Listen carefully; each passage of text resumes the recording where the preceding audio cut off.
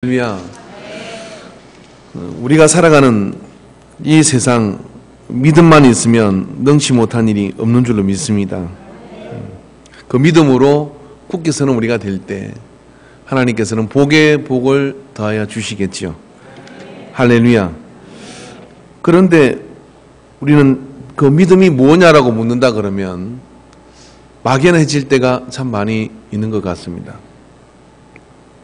어릴 때 저는 학생 때 저희 아버지가 구세군 사관이었기 때문에 겨울이 되면 자선남비를 이렇게 해요.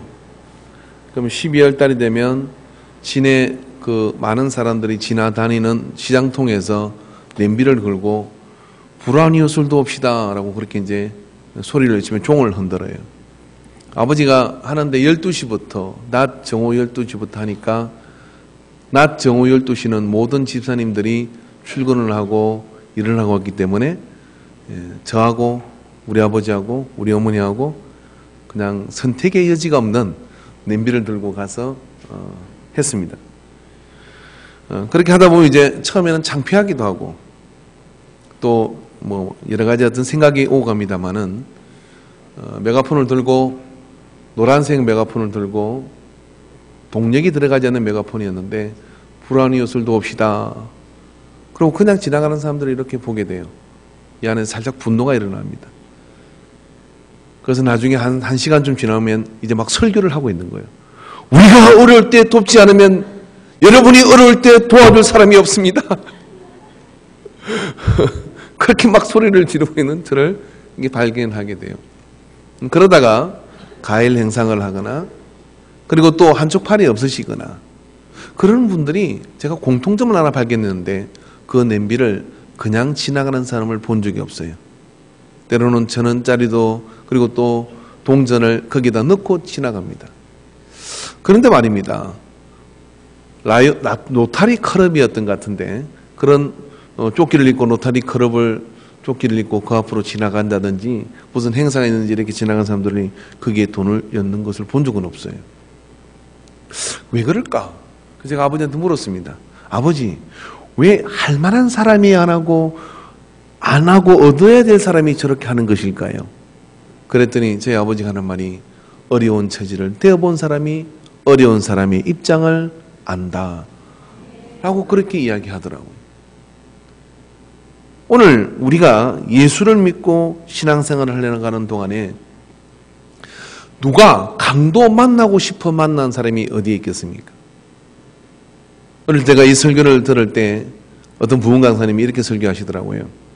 이 사람이 강도 만날 만한 짓을 했다는 거예요. 왜 강도 만날 짓을 했느냐면은 참 다 예루살렘으로 올라가야 되는데 예루살렘은 교회요, 여리고는 세상인데 이 사람이 예루살렘에서 여리고로 가다가 그래서 세상으로 갔기 때문에 강도를 만났다. 그렇게 했는데 세상으로 가지 말자. 교회로 가야 된다. 뭔 또 아멘이에요. 제가 지금 그 설교를 까고 있는 겁니다. 그런 설교가 잘 들리시죠? 그런데 여기 강도 만난 사람 과연 여리고로 갔기 때문에 강도를 만난 것일까요? 모릅니다. 성경은 그것에 대해서 조금도 사연을 설명해 주지 않고 있어요. 그러나 여기 있는 사람은 어떤 사람이냐면 그 사람의 삶과 사연이 어떠하든지 간에 어떤 목적이 있어서 여리고로 가다가 거기서 노상 강도를 만나 옷 다 벗겨지고 그리고 죽을 때까지 맞고 강도들이 생각할 때 이 사람이 죽었다고 생각하고 그냥 내버려 던져두고 갔어요. 내버려 던져두고 갔는데 그게 세 부류의 사람이 지나갑니다. 첫 번째 지나가는 사람은 제사장이었어요. 오늘날 목사님들이겠죠. 그렇게 제사장이 지나갑니다. 그 제사장이 지나가다가 그 강도 만나서 쓰러져 있는 그 사람을 보고 그냥 지나가요. 오늘 본문은 그렇게 얘기합니다. 거기 마침 한 제사장이 그 길로 내려가다가 그를 보고 피하여 지나가고 그랬어요. 자, 이 제사장도 지금 어디로 가느냐면 그 길로 내려가다가 있어요. 여리고로 가는 중이죠. 제사장에게 세상으로 가는 나쁜 목사라 그렇게 그냥 지나간 겁니까? 그런 건 아니에요. 그 이야기 아니라 여기 지금 강도 맞는 한 사람이 있는데 제사장이 지나갔어요. 여러분 제사장은요 죽은 사람을 만지면 안 되는 율법이 있어요. 아마 제사장은 속으로 이렇게 생각했어요. 나는 거룩한 몸이니까 시체를 만지면 안 돼. 그렇기 때문에 나는 율법으로 저 사람을 만질 수 없어 하고 그냥 지나갈만 했어요. 법적으로 그렇게 지나가서 나중에 누가 왜 그런 쓰러진 사람을 그냥 냅두고 지나갔느냐고 묻는다 그러면 나는 율법에 그 사람이 죽은 줄 알았다. 그렇기 때문에 그 사람을 만질 수가 없다라고 얘기해도 하등에 실책할 사람이 없을 거예요. 그 다음 사람이 또 예수님이 지나간다고 얘기합니다. 그 사람은 레인입니다. 이 사람은 성전에서 구별된 일을 하는 사람들이에요. 그 레인이 그 지나가면서 그도 역시 그냥 못 본 척하고 그를 보고 피하여 지나갔다 그랬어요. 그냥 지나간 것이 아니라 멀찌감치 떨어져서 피하여 지나갔다 그랬어요.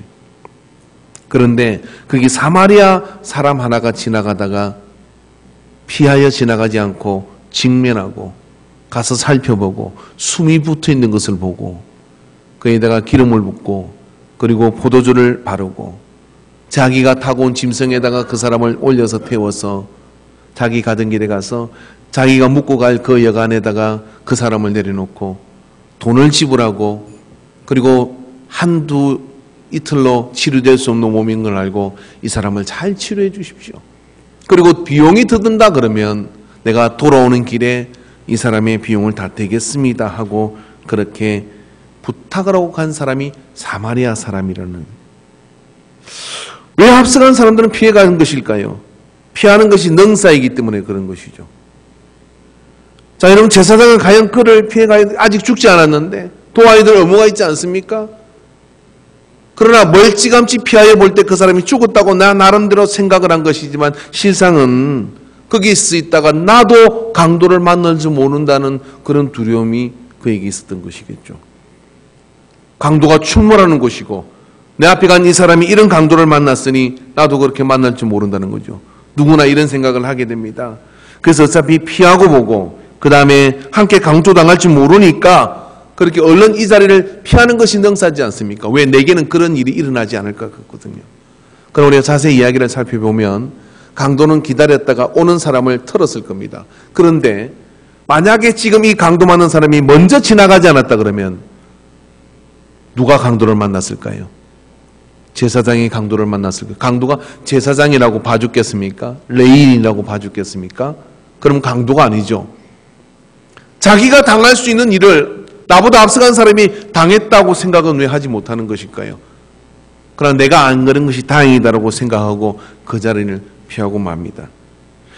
그러나 그 자리를 떠나지 못하는 사람이 있는 거죠. 그 사람이 누구냐면 이 사마리아 사람입니다. 이 사마리아 사람은 그 자리를 떠나지 못하고 그를 덜쳐업고서 자기 짐승에 태워서 그 사람을 치료해주고 그 사람을 보호해주기로 작정을 해요.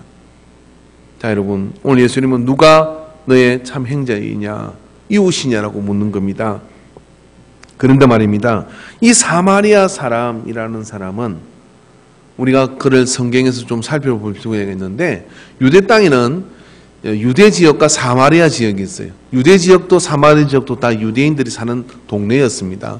그런데 이 사마리아 지역은 유대에 붙어 있으면서도 예수님이 오셨던 2000년 전에는 그 사마리아 지역에 사는 사람들은 유대인들이 뭐라고 불냐면 개라고 불렀어요.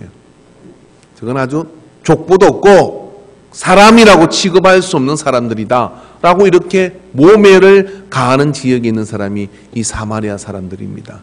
왜 그러냐면 이 사마리아 사람들은 바벨론이란 제국이 이스라엘 민족을 이주 정책을 쓸 때 이 지역에 있는 유대인들을 눈 똑바로 막히고 그리고 공부를 많이 했거나 그리고 지도자의 제목이 될 만한 사람들은 다 잡아다가 먼 바벨론 제국의 변두리로 보내는 거예요. 그리고 거기에다가 떠났고 거기에 또 다른 어떤 민족을 데려다가 이 사마리아 지역에다가 정착을 시킨 겁니다. 왜 그러냐면은 그 지역이 자기들의 제국을 반란을 일으키지 못하게 하려고 이주 정책을 썼던 거예요. 그렇게 해서 강제로 이주된 사람들이 사마리아 지역에 와서 살면서 거기에 정체성이 부족한 이 유대인들, 그러나 하나님을 믿는 사람들이고 연약한 이 사람들과 같이 살게 되는 가운데 무슨 일이 일어나느냐면 서로 결혼을 하는 일이 일어나는 겁니다. 거기에서 나온 사람들이 누구냐면은 바로 이 사마리아 사람들인, 그러니까 혼혈인들인 겁니다. 그러니 혼혈의 그런 어떤 2세대, 이 2세대를 보고 유대인들은 용납을 해주지 않았어요.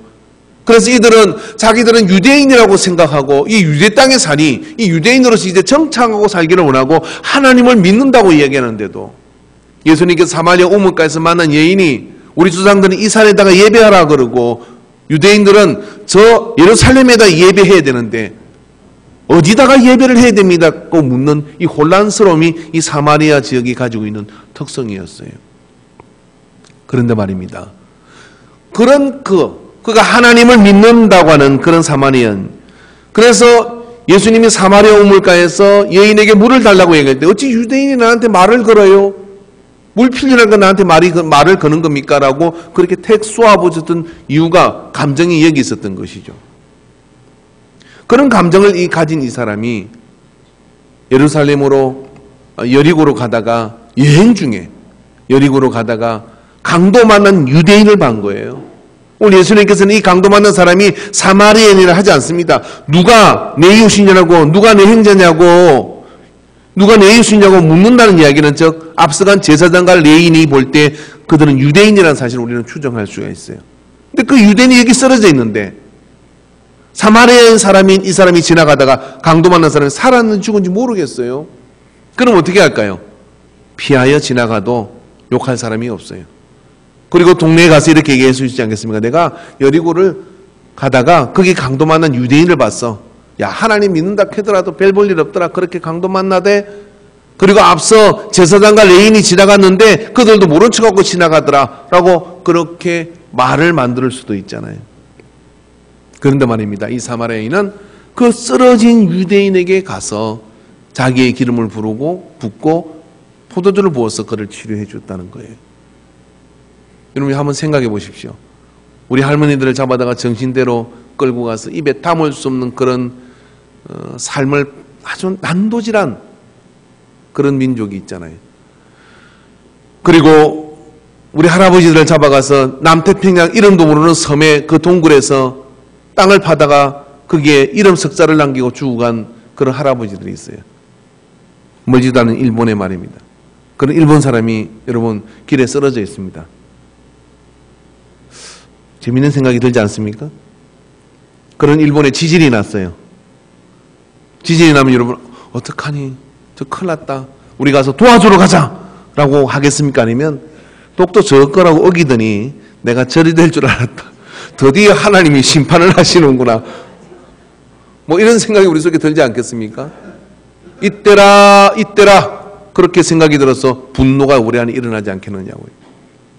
불쌍하다는 생각보다는 당할 만하니까 당했지 라고 그렇게 말해야 하는 것이 이 사마리아 사람이에요.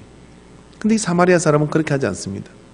그렇게 하지 않고 어떻게 하냐면 그를 보호하고 그를 붙들어서 여관까지 자기 짐승에 태우고 갔어요.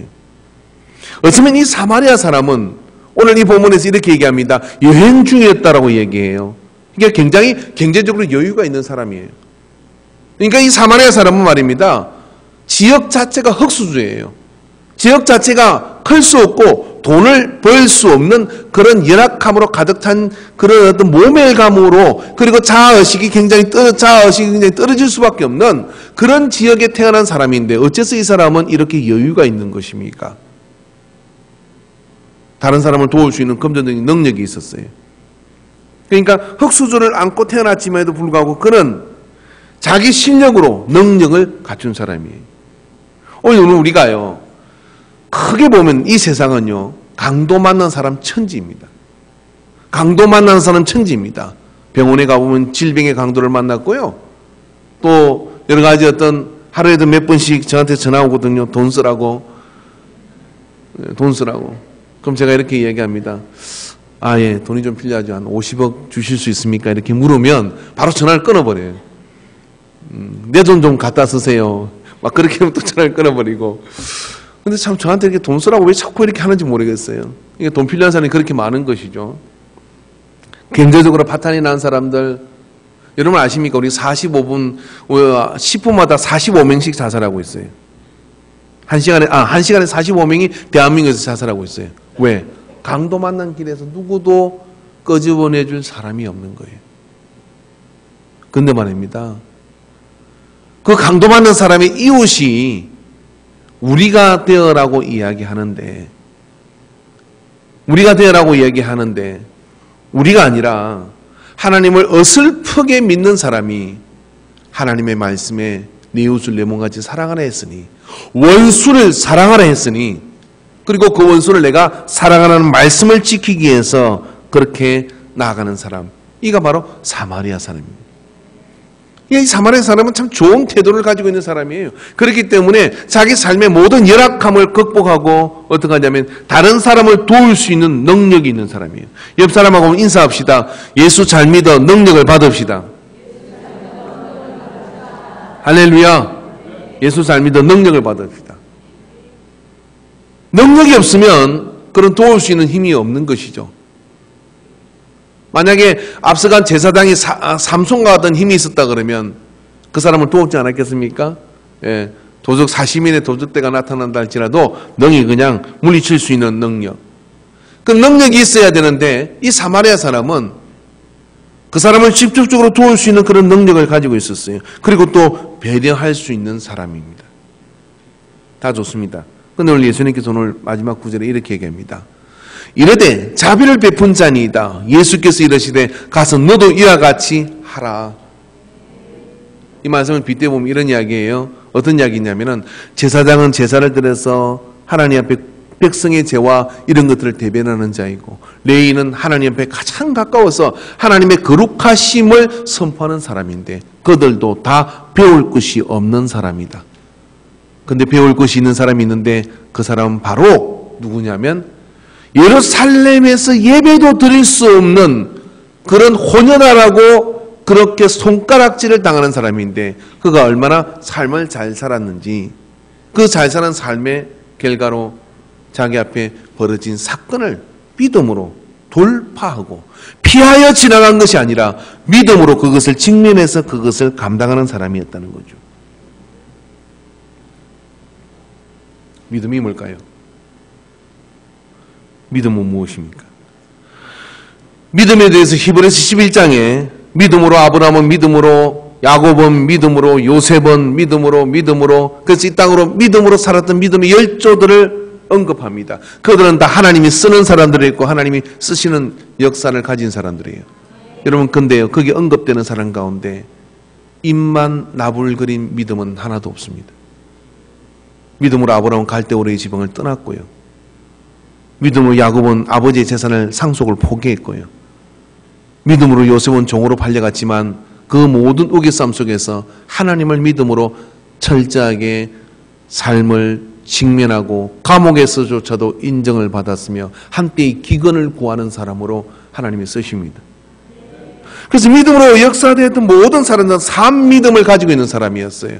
살아있는 믿음을 가지고 있었어요. 살아있는 믿음이란 무엇이냐면 우리가 얼마나 큰 목소리를 기도하고 얼마나 신령한 방언을 하고 얼마나 신령한 노래를 부르고 얼마나 열정에 가득 찬 그런 예배를 드린다 할지라도 야고보는 이렇게 얘기합니다. 너희 믿음이 행함이 없으면 죽은 믿음이다.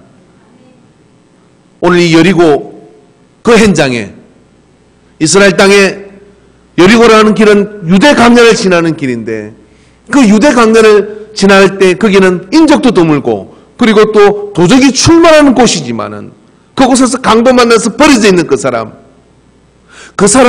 보고 내 이웃을 내 몸과 같이 사랑하라는 말씀 때문에 그냥 지나칠 수 없어서 거기에 가서 살았는지 죽었는지 보고 상황이 어떠한지를 보고 용기를 내어 그렇게 행할 때, 여러분, 우리가 믿음을 감동을 받을 수는 있어요. 믿음을 머리를 채울 수 있어요. 여러분, 가장 지구상에서 먼 거리가 어딘지 아십니까? 여러분, 여기서 미국 가기가 먼 것보다 훨씬 멀고 여기 달 날아가는 것보다 먼 나라가 있어요. 여기 저 태양까지 가는 것보다 먼 나라가 있어요. 사람의 머리에서부터 가슴까지가 그렇게 멀대요. 거기서부터 더 먼 거리가 있습니다. 가슴에서부터 손과 발이 움직이는 데는 더 멀어요.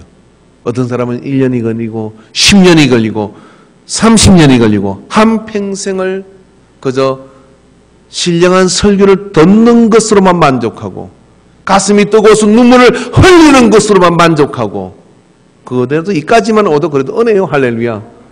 그런데 말입니다. 교회당 예배를 드리고 난 자리를 일어나서 예배당 문을 나서는 순간 나는 거룩한 성도로서의 의무를 다했다고는 자유함을 가지고 세상으로 나가서는 세상 사람과 똑같이 피하여 살아가는, 그걸 죽은 믿음이라고 그럽니다. 자, 옆 사람, 집사님 뭐해요? 말씀 먹는다. 무슨 말씀요? 누가복음. 그렇게 물으십시오. 살았니 죽었니? 물어보세요. 시작. 여기까지만 해봅시다. 살았니 죽었니? 사단이 물어요. 사단이 묻습니다. 너의 믿음은 살았니 죽었니라고 묻는 거예요. 자, 여러분, 사단이 묻는데 살은 기미가 없어요. 그러면요, 이 사람은 성경을 통독하든지, 이 사람은 뭐 철야 예배를 드리든지, 이 사람 밤새워 뭐 철야를 한다 할지라도 사단은요, 열심히 해라, 말해라, 그 자족감에 빠지고 자기가 뭔가 했다는 종교적 행위 의식 속에 빠져서 내가 거룩하고 내가 살아있는 것으로 착각하도록 계속해서 그렇게 살도록, 그런 사람은 예배를 빠지도록 사단이 방해하지도 않아요. 왠지 해봐야 죽은 믿음이니까. 죽은 믿음은 교회 안에 많은 부분들의 죽은 생선의 썩은 데를 풍기니까요. 그렇지 않습니까? 여러분이, 제가 놀라운 걸 봤어요. 생선 하나만 썩어도요, 그 냄새가 얼마나 강력한지. 수족관에 생선 하나가 죽었어요. 그럼 죽은 생선 하나를 빨리 끄집어내려면 물을 더럽혀버려요. 물을 더럽혀버리면 그 물이 어떻게 되면 살아있는 생선도 그냥 죽이는 역사가 나타납니다. 여러분, 야고보는 이렇게 얘기합니다. 뭐라고 얘기합니까? 야고보 2장 17절에 이와 같이 행함이 없는 믿음은 그 자체가 죽은 것이라. 따라해 봅시다. 행함이 없는 믿음은 그 자체가 죽은 것이다. 예수님께서 하시고자 하는 이야기입니다. 여기 강도 맞는 불쌍한 사람이 있다. 그 이야기를 넘어서 이런 이야기입니다. 네가 아는 진리와 네가 아는 그 말씀과 네가 아는 그 깨닫는 그 은혜가 사건을 접했을 때 피해갈 거냐, 아니면 거기다가 손을 댈 거냐. 사마리아인은 기꺼이 거기에 손을 대는 사람이었어요. 유대의 제사장과 레위인과 이들도 다 하나님을 믿는 사람들이에요. 사마리아인도, 유대인들은 지나치게 비난하고 그 너희 따위들은 하나님을 믿을 자격이 없다 그러고 예루살렘 성전에 와서 예배할 수 없는 사람들을 이야기하지만 그들도 하나님을 믿는 사람들이었어요. 예수님이 묻는 거예요. 누가 참 하나님을 믿는 사람이냐라고 묻는 거예요. 그게 제자들의 입으로 고백합니다. 바로 이 사마리아인이 이웃입니다. 왜요? 그가 살아있는 믿음을 가졌기 때문에. 할렐루야. 내가 깨달은 것, 느껴진 것, 감동한 것, 그걸 가지고 기꺼이 자기의 능력을 동원해서 행할 수 있는 살아있는 믿음을 가졌기 때문에. 여러분, 세상은 그걸 보기를 목말라 합니다. 세상은 그걸 보기를 목말라해요. 하나님 앞에 예배를 드리고 성경을 감히 나는 들지도 못하는 성경 전도하려고 할 때 여러분, 그들이 가장 많이 쓰는 말이 뭔지 압니까? 제가 아직 죄가 많아서 교회를 못 가요. 이런 사람이 10명이면 8명이 이야기를 해요. 그럼 우리는 또 이렇게 얘기하죠. 죄는 예수님 앞에 와야 해결됩니다. 근데 그 말 속에는 어떤 의미가 있냐면 이런 겁니다. 이런 의미가 있는 거예요. 어떤 의미가 있냐면, 당신들 보니까 하나님을 믿는다고 하는데 나보다 더 나쁜 짓 하고 살대? 당신들 보니까 하나님을 믿는다고 하는데 당신들이 그 하나님의 말씀을 가지고 행하는 살아있는 믿음을 제발 좀 보여줘라고 얘기를 하는 거예요. 자, 그때 우리에게 살아있는 믿음이 있어요라고 보여줄 수 있는 그 믿음이 우리에게 있어야 할 줄로 믿습니다. 하나님께서 사단이 이 땅이 다 하나님 뜻을 거역합니다 라고 얘기할 때 네가 나의 종 욥을 보았느냐? 그러니까 하나님도 사실은 그 시대에 욥 말고는 내세울 사람이 없었던 거예요. 무슨 소리? 내가 욥 1, 2, 3, 4, 5, 6, 7 내가 일부보다 헤을 수가 없다. 각 지역마다 이런 사람들이 있다. 사단아, 네가 이런 사람을 못 봤냐? 하나님 말씀대로 행하는 자를. 그렇게 드밀어야 되는데 사단이 하나도 하나님 뜻대로 행하는 사람 없습니다. 그렇게 얘기하니까 욥이 있는데 한 명 딸랑 이야기했어요. 여러분, 이 시대를 하나님 보시고 말입니다. 살아있는 믿음이 없습니다라고 사단이 이야기한다 그러면 하나님께서 아니야, 인간교회를 봐라. 딴 옆에 있는 분에게 살았니 죽었니? 여러분, 예배 시간에 눈 감고 주무셔도 괜찮아요. 그런 사람이 더 은혜될 때가 있습니다. 그래도 시비는 안 걸잖아요. 뭔지 모르니까. 그런데 예배 시간에 좋아도 괜찮은데 어설프게 오늘 설교 제목이라도 기억하고 하는 거예요. 아, 깨닫는 것을 행하는 자가 되자. 그게 살아있는 믿음이다. 요 한 가지 깨닫고 나가서 내가 말씀을 들고 예를 들어 사건을 만났어요. 사건을 만났을 때 주여, 내가 말씀이 이렇게 됐으니 제가 이 믿음으로 살겠습니다 하고 행하면, 한번 물어봅시다. 하나님 보실 때 예배 시간 내내 사다가 마지막에 제목 하나 기억하고 옆에 나가다가 이제 다 사다가 오늘 무슨 이야기 했니? 물었는데 지사님 얘기했어. 아이고, 그게 좋을 거 그랬냐? 오늘 하나님께 사마리아 사람, 예수님께서 그 사마리아 사람 얘기해 주는데 말씀은 깨달았으면 행해야 된다. 그래? 나 그래 살아야지 하고 가서 그렇게 사는 사람이 있고요. 예배 시간에 적고 뭐하고 막 별짓 다 했는데 사건이 벌어졌어요. 어떤 사건이요? 세상에 자기 자녀가 말입니다. 이게 시험 성적이 떨어지가 온 거예요. 그래서 어떻게 했냐면은, 야, 너 이번 주일날은 교회 가지 말고 학원 가. 도상서 공부해. 엄마 기도해야 되는데, 야, 기도는 기도고 너는 지금 공부가 필요해. 그리고 학원을 쫓아버린다면 누가 산 자요, 누가 죽은 자입니까? 누가 산 자요, 누가 죽은 자입니까? 그래서 믿음은 사건을 만났을 때 살았느냐 죽었느냐가 결정되어져요. 이해되십니까? 오늘 주님께서는 그 이야기를 하는 거예요. 야고보서 2장 26절에 야고보는 더 이야기합니다. 영혼 없는 몸이 죽은 것 같이 행함이 없는 믿음은 죽은 것이니라. 여러분, 이 땅을 살아가는데 믿음으로 천국의 문을 열어요. 믿음은 우리로 하여금 하나님의 복을 받는 길입니다. 자, 히브리서 11장 6절의 말씀에 믿음이 없이는 하나님을 기쁘시게 하지 못하나니 하나님께 나아가는 자는 반드시 그가 계신 것과 또한 그가 자기를 찾는 자들에게 상 주시는 자임을 믿어야 할지니라. 아멘. 그렇게 해서 안 될걸요. 믿어야 할지니라. 믿어야 할지니라. 예, 그래야 상을 받는다는 거예요. 이 땅에서는 반드시 믿음이 필요합니다. 근데 문제가 있습니다. 무슨 문제냐면 내 믿음이 죽은 믿음이냐 살아있는 믿음이냐는 거예요. 죽은 믿음이냐 살아있는 믿음이냐. 여러분, 야고보는요 일침을 가하는 겁니다. 야고보의 이 말은 초대교회 야고보의 위치라는 것은 예수님의 젖동생이에요. 야고보는 예수님의 제자가 아닙니다. 제자가 아님에도 불구하고요 제자들을 다 호령했어요. 12명의 제자들을. 왜 그러냐면 그 예수님하고 같은 태를 타고 난 마리아의 같은 태를 사용한 사람이라는 것이 굉장하기도 했지만 유대율법에도 정통하고 그리고 초대교회 모든 것들을 판단 지어지는 그런 리더가 이 야고보입니다. 그래서 베드로와 사도 바울이 유대인에게 세례를 주는 것이 맞느냐 틀리냐 이야기할 예루살렘 회의에서 그 회의의 결론을 누가 짓느냐면 야고보가 짓는 거예요. 근데 이 야고보가요 초대교인들을 향해 정말 주님 오실 때까지 꼭 약이 되는 이야기 하나를 남기는데 그게 뭐냐면 행함이 없는 믿음은 죽은 믿음이다라고 얘기해요. 야고보는 지금 율법을 이야기하는 게 아니에요. 여러분, 오늘날 한번 생각해 보시죠. 왜 이렇게 전도하기 어려운 겁니까? 왜 이렇게 복음 전하기 어려워요? 예수 믿는 게 그렇게 좋은 것이고 예수님을 통하여 우리가 복음을 듣는 것이 이렇게 놀라운 일이라면 가만히 있어도 복음이 전해져야 되는 것이잖아요.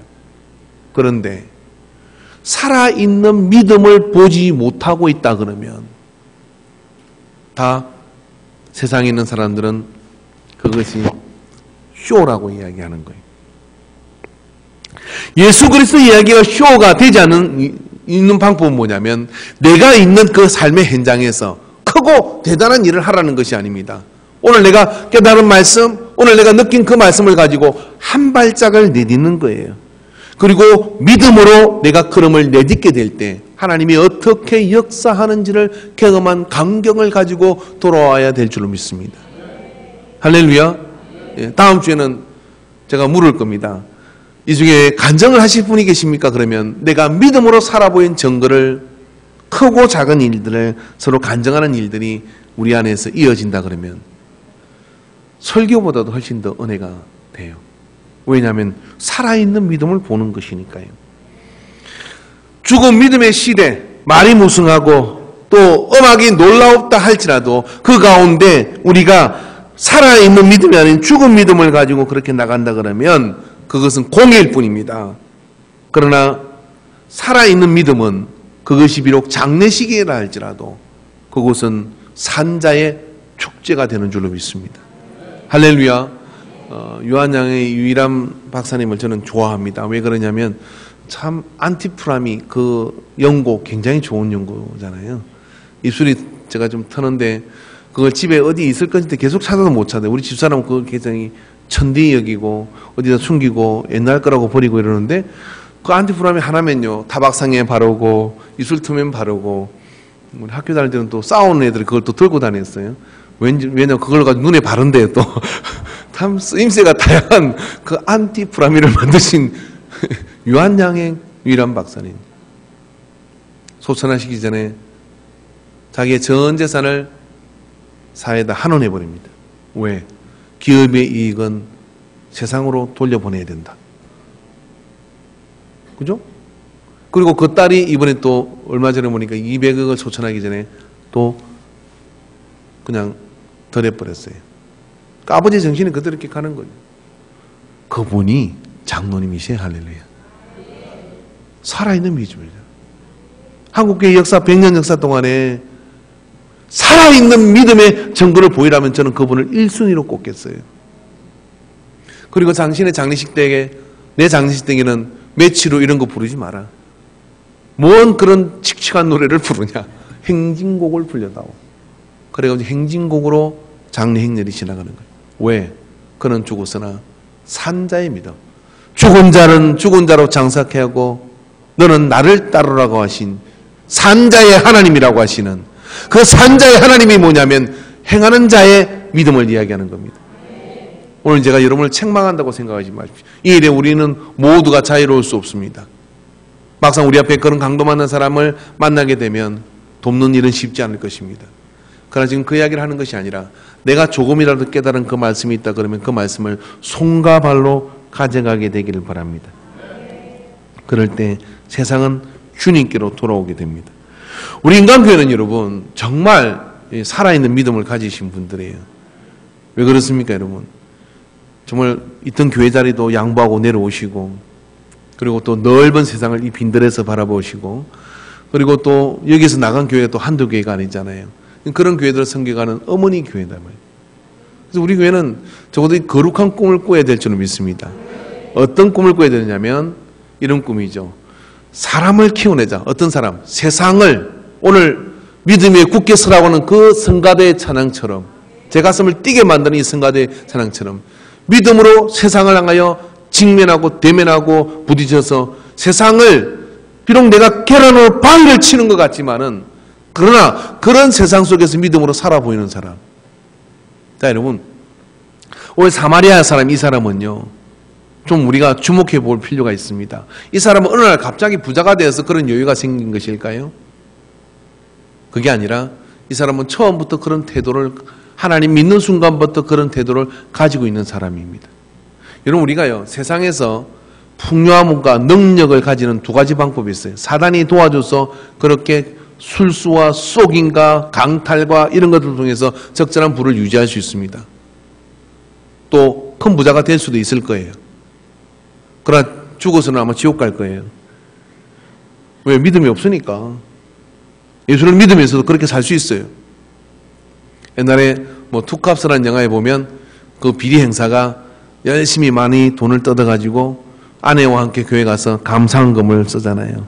감사합니다 하나님 더 많이 삥 뜯게 해주세요. 감독이 왜 거기를 그걸 집어넣었을까요? 현대 교회의 모습을 보여주는 거죠. 그런데 바보처럼 하나님 말씀이 이렇게 됐으니 정직히 살자. 말씀이 이렇게 되어 있으니 우리가 믿음으로 나는 내게 주어진 내가 덜 먹더라도 믿음으로 그렇게 한번 살아가야 되겠다 하고 바보처럼 살아간 사람. 나중에 여러분 인생이 다 살아갈 때 누가 부하게 살고 누가 가난하게 살까요? 믿음으로 산 사람이 거지로 살 거예요. 왜? 그렇게 살면 절대로 돈 못 벌거든. 그렇게 살면 절대로 부자로 살 수 없거든. 그런데요 하버드에서 이걸 조사를 했어요. 정직하고 신실한 사람이 잘 되는지, 그리고 적절히 속이고 술수를 쓸 줄 알고 그런 사람이 잘 되는지를 통계를 내가 조사를 했더니 어떤 기업의 리더 되고 그리고 기업을 움직이는 70%의 사람이 정직성이 탁월한 사람이 그런 리더들이 되고 그런 괜찮은 삶을 살더라는 거예요. 우리 피부로 만나는 건 그렇지 않은 것 같은데 왜 그런 통계가 나올까요? 이게 통계에 의해서 얻어진 결론입니다. 저는 희망이 생기더라고요. 왜냐하면 제가 목회하면서도요, 성도님, 비록 세상은 우리 것이 아니지 않습니까? 이서 빼앗기고 힘들게 살더라도 말씀으로 삽시다. 그리고 거룩한 가난을 선택합시다. 그러다 천국 가서 우리는 잘 살 수 있잖아요. 근데 물론 이 천국이 잘 보여야지. 천국 가서 잘 살 수 있잖아요. 그렇게 외쳤는데 난 그 통계를 신문에서 보는 순간요, 깜짝 놀랐어요. 역시 하나님이 진리시구나. 혹시 여러분 저처럼 그렇게 생각하는 사람이 있습니까? 그래도 말씀대로 믿음대로 살면은 안 될 것 같은데. 미국의 어떤 교회가, 재미있는 이야기입니다만은, 교회가 아래층에 술집이 들어온 거예요. 상가교회가. 그래서 상가교회가 술집이 들어와서 거기서 술집이 막 번창을 하고 막 그렇게 하는데 위에 있는 목사님하고 그 교인들이, 아버지요, 어떻게 우리에게 시험을 주십니까? 예배 드는데 밑에서 맨날 술꾼들이 왔다 갔다 하고 그렇게 막 세상 노래가 들리고, 그래서 기도해서 하나님 이 술집이 망하게 해 주시옵소서, 망하게 해 주시옵소서. 아, 이 술집 주인이 지나가다 그걸 들었네. 근데 술집이 손님이 안 되는 거야. 그 안 돼가지고 어떻게 했냐면 술집 망했어요. 그러니까 화가 확 나는 거야. 그래서 술집 주인이 고소를 했어요. 뭐라고 했었냐면, 위에 교회에서 기도를 해가 우리 가게가 망했다는 거예요. 그래서 그게 장로님이 또 법정에 간 거죠. 그러니까 법정에 갔는데, 그럴 리가 있느냐고. 그래서 판사 앞에 가서 장변하는 거야. 이 사람, 이 교회들이 기도를 해가지고 우리 술집이 망했다고. 그래서 피해 보상을 해라. 그랬더니 장로님 하는 말이, 아니 판사님 생각해보면 우리가 기도한다고 망했냐고요. 이게 이 기도한다고 이게 망하는 일입니까? 상식으로 생각을 해보세요. 판사가 고민에 빠졌어요. 내가 봐도 그 기도한다고 망한 것 같지는 않아. 판사가 판결문을 썼는데 뭐라고 했냐면, 술집 주인 믿음 있음, 교회 장로와 그 교회는 믿음 없음. 술집 주인이 믿음이 있대. 자, 우리 믿음으로 삽시다. 할렐루야. 옆에 있는 분에게, 살았니? 죽었니? 바보같지만요, 선한 사마리아인, 이 선한 사마리아인은 어떤 사람이냐면은 말씀을 깨달으면 행하는 사람이에요. 그것 때문에 내가 또다시 강도를 만날 수 있고, 그것 때문에 내가 또다시 난참에 빠질 수 있다 할지라도 그 길을 굴절시키지 않는 사람. 왜? 하나님이 그렇게 말씀하셨으니까. 하나님이 그렇게 말씀하셨으니까. 어쩌면 이 선한 사마리아인은 사마리아 지역 자체가 강도를 만난 삶이죠. 그렇기 때문에 강도 만난 사람의 삶의 처지와 이런 것들을 압니다. 하나님 왜 그들을 외면하면 안 된다고 이야기하는지도 알 거예요. 그러나 말씀이 그러기에 그 난참 속으로 자기를 기꺼이 집어넣어요. 자기를 기꺼이 거기에 집어넣는 그걸 누가 보시냐면 하늘에 계신 아버지가 보는 거예요. 각양 좋은 것은 위로부터 임하는데, 세상도 하버드 대학에서 통계를 냈는데 그게 그렇더란 얘기예요. 그럼 우리는 술집 주인만 못하면 안 되잖아요. 믿음으로 삽시다. 할렐루야. 할렐루야. 그 믿음으로 나가는 그런 거룩한 결단을 우리가 주 앞에 드리게 될 때, 이 사마리아 사람 말입니다, 줄 수 있는 넉넉함이 그 삶 속에 넘쳐나게 되죠. 그리고 오늘 예수님 봤을 때 제사장보다 더 큰 믿음을 가졌다고 얘기를 합니다. 사마리아 지역에 모든 인물이 없다고 이야기하는 그곳에, 여기 이름이 없지만은 익명의 한 걸음을 내딛는 이 믿음의 사람을 통하여 사마리아 지역을 뺄 수 없음을 이야기합니다. 그래서 예수님께서는 지상 명령을 내리실 때, 너희는 가서 모든 족속으로 제자를 삼아라. 너희가 오직 너희에게 성령의 임하여 너희가 권능을 받고 예루살렘과 유대와 사마리아와 땅끝까지라고 하는 거예요. 유대만 해도 돼요. 근데 왜 사마리아를 꼭 끼워 넣는 것일까요? 왜냐하면 너 유대인들 사마리아 외면하지 마라. 이 사마리아 그들이 바로 말씀을 행하는 자들이다 라고 말씀해 주는 겁니다. 누구나 강도를 만날 수 있습니다. 그러나 살아있는 믿음을 가진 사람이 곁에 있다 그러면 우리는 그 말씀 안에서 서로를 붙들어 줄 수 있는 줄 믿습니다. 거룩한 헌신에 동참하시기를 바랍니다. 제가 다음 주면 이제 벽에다가 살았는지 죽였는지를 확인하는 리스트를 올리도록 하겠습니다. 우리 1년 동안 헌신 리스트를 저기다 벽에다 붙일 거예요. A3 용지에다 이렇게 해가지고 예배를 마치고 난 다음에 나는 본당 전등을 끈다. 그리고 예배를 마치는 식당에 먼저 내려가서 거기에 무슨 뭘 한다. 이게 짧게. 그리고 예배 마치고 이제 모든 주보, 흩어지는 주보를 거두어서 한쪽에 보관한다. 이런 어떤 세세한 그런 헌신 목록을 벽에다 붙일 건데요. 그게 한 개 이상 꼭 체크하십시오. 내가 믿음을 가졌다지만 헌신과 행함이 없는 믿음은 죽은 믿음이라 그랬잖아요. 우리가 연습을 하고 훈련을 하는 겁니다. 그런 연습과 훈련이 우리 속에서 영적 성장을 가져오게 될 거고요. 그러나 진짜 하고 싶은 것은 여러분의 직장에서, 여러분의 일터에서 내가 성경을 끼고 이번 주 교회 갔다고 큰 소리 치지 않는다 할지라도 밥을 먹을 때 그렇게 표시를 내고 기도하는 것도 믿음이겠지만은 그러나 거기서 어떤 상황이 발생하고 어떤 사건이 주어졌을 때 예수님이라면 어떻게 했을까라고 이렇게 질문하고 행하는 걸음을 내디뎌 보십시오. 하나님이 그것을 곱하기로 계산해 주실 거예요. 그것 때문에 손해를 볼 수 있습니다. 그러나 하나님께서 그것을 다 갑절로 갚아주시는 은혜를 베풀어 주실 것입니다. 할렐루야. 기도합시다.